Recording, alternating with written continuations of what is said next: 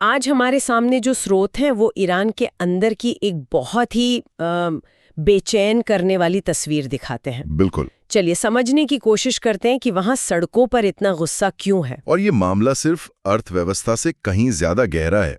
इसकी शुरुआत तो आर्थिक संकट से हुई, लेकिन वो कहानी का सिर्फ एक हिस्सा है। हाँ, शुरुआत तो तेहरान के बाजारों से हुई, जब ईरानी करेंसी रियाल की कीमत बुरी तरह गिरी और महंगाई तो 40% के पार पहुंच गई। हाँ, कमर तोड़ महंगाई। तो जाहिर है दुकानदार सड़कों पर उतर आए। ये गुस्सा तो समझ आता है। और ये समझना जरूरी है कि ये सिर्फ बाजार का उतार चढ़ाव नहीं है। सालों से लगे अंतर्राष्ट्रीय प्रतिबंधों ने और साथ में आर्थिक कुप्रबंधन ने ईरान की अर्थव्यवस्था की कमर तोड़ दी है। मतलब ये सिर्फ पैसे की तंगी नहीं है। नहीं, बिल्कुल नहीं। ये असल में एक तरह से उम्मीद की तंगी है।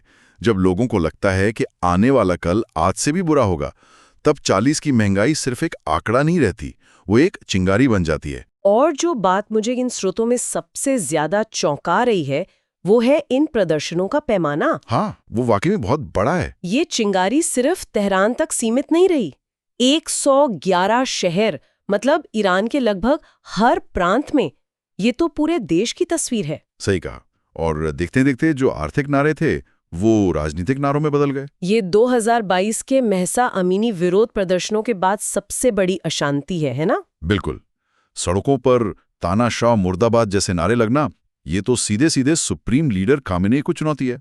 और तो और वो कासिम सुलेमानी की मूर्ति गिराना। हाँ, वो एक बहुत बड़ा प्रतीक था। ये दिखाता है कि गुस्सा सिर्फ नीतियों के खिलाफ नहीं, बल्कि पूरे सिस्टम और उसके प्रतीकों के खिलाफ है। लेकिन इसमें एक नारा और भी है जो थोड़ा हैरान करता है, शाह जिंदाबाद। हाँ। क्या इसका मतलब है कि लोग सच में 1979 से पहले की राजशाही वापस चाहते हैं, या ये सिर्फ मौजूदा सिस्टम को चिढ़ाने का एक तरीका है? देखिए, ये बहुत दिलचस्प सवाल है और ज्यादातर विश्लेषकों का मानना है कि ये राजशाही के लिए कोई सच्चा प्यार नहीं है। तो फिर क्या है? ये मौजूदा धार्मिक शासन को खारिज करने का सबसे शक्तिशाली तरीका है। ये कहने जैसा है कि तुम्हारा दुश्मन हमारा दोस्त। ये अतीत का महिमा मंडन कम और वर्तमान से पूरी तरह मोहभंग ज्यादा है। और इस सब पर सरकार की प्रतिक्रिया भी थोड़ी उलझन में डालने वाली है। बहुत ज्यादा। एक तरफ तो राष्ट्रपति कहते हैं कि शांतिपूर्ण प्रदर्शनकारियों पर कोई कार्रवाई नहीं होगी, लेकिन दंगाइयों से सख्ती से निपटा जाएगा।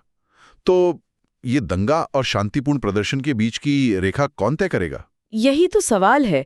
ये सरकार की एक तरह से गाजर और छड़ी वाली पुरानी रणनीति है। मतलब एक हाथ से 7 करोड़ लोगों को $7 के बराबर मासिक भत्ता दिया जा रहा है ताकि आर्थिक दर्द कम हो, और दूसरे हाथ में दंगा पुलिस का डंडा तैयार रखा है। लेकिन जब लोगों का भरोसा ही उड़ गया हो, तो क्या ये गाजर काम करेगी? मुश्किल है। और हिंसा तो हो ही रही है। HRANA, जो ईरान की एक जानी मानी मानवाधिकार एजेंसी है, उसके मुताबिक कम से कम 34 प्रदर्शनकारी और 4 सुरक्षाकर्मी मारे गए हैं। हाँ, और सरकार खुद 5 सुरक्षाकर्मियों की मौत की बात मान रही है। तो स्थिति गंभीर है। और यहाँ एक बाहरी एंगल भी है जो काफी दिलचस्प है। एक विशेषज्ञ हैं सादिक ज़िबा-कलाम।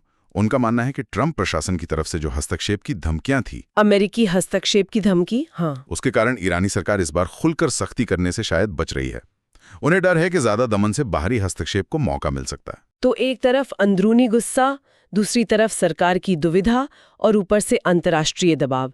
ये तो एक बहुत ही नाजुक संतुलन है। हाँ, बिल्कुल। और यही हमें मुद्दे की, आप कह सकती हैं, जड़ तक ले आता है। लंदन के मशहूर थिंक टैंक चैटम हाउस की डॉक्टर सनम वकील कहती हैं, लोग तंग आ चुके हैं। उनके पास भविष्य के लिए कोई उम्मीद नहीं है। उनके पास भविष्य के लिए कोई उम्मीद नहीं है। ये संकट सिर्फ पैसे का नहीं है, ये उम्मीद का संकट है। जब उम्मीद खत्म हो जाती है तो $7 का भत्ता वो नाकाफी हो जाता है। बिल्कुल।